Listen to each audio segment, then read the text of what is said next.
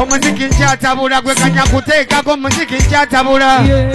King Saha atuyiyemu freestyle omuziki nkyatabula mwanange ekute akati wali ku mukutu mwanange ogwa TikTok mwana mulenzi mwanange ate King Saha esaide eno mu katambi babadde bulala kwesate ne mwana mulenzi mwanange ate muyite wali Maka the Urban eno kibadde kitambwira ddala bulungi nnyo ate nga Lema Namakula wono afuddeyo nakakasa emisinde gya ABSA banka mwanange esaide eno wuno abadde akakasa omukyala Lema Namakula mwanange esaide eno segena kubera nga nkulwisawo ngenda kubera nga ntandika munanga ate ne freestyle ey'omwana mulenzi munanga ate King Saha esaidi eno bannange omwana bannange yatudde mu freestyle eno ebadde nnyo wali ate kiria muganda wange gwe alaba Gemina Tugi kanso kenjikuwe ate njoke nkomewo ne Lema Namakula masaawo omuziki nkyatabula gwe kanya kuteekako omuziki nkyatabula gweyongera kugula data ogenda kusanyuka omuziki nkyatakula eno bwongo nkyatakula gomanya bingi nkyaleeta nze nkyatabula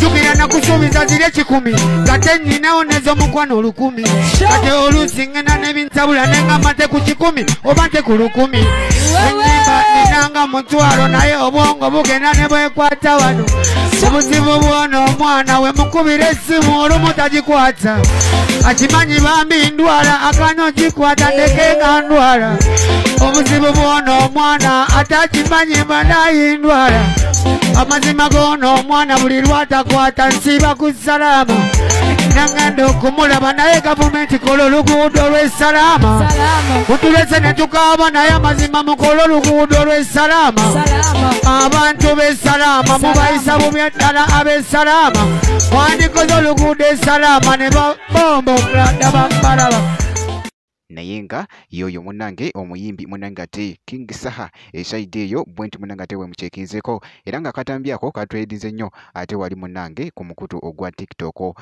ate munange freestyle nayo ekutte akati munange esaide eyo kati kankujiyoko ate mutegezeko ntino Lema Namakula wuno munange avuddeyoko wali mu katambi n'atuka kasa nti naye agenda kubeerayo ko wali mu misinde munange eja ABSA bank munange wali ekigenda okubeera ate esaide eno kakati uno abadde akakasa wali Lema Namakula katono nnyo ate njoke nkoze. Hello good people, how are you? Rema Wano. I invite you this Sunday, Kusande no, for the ABSA run, ABSA KH3 to 7 Hills run. Waliku Millennial Grounds Lugogo. It's a family event. Chitegezanti abana mubalete. There's a kids play area and I'll be performing shortly after that. All you have to do is get your kit ready. The regular kit goes for 35,000. Regular kit. Ngeno jenyamba de. And then there's a VIP kit that goes for 120,000. VIP kits, a Jirako, VIP parking, full English breakfast, and VIP access to all the tents. Munange, come, let's burn some calories for the children. See you there this Sunday, Millennial Grounds, Lugogo. Bye.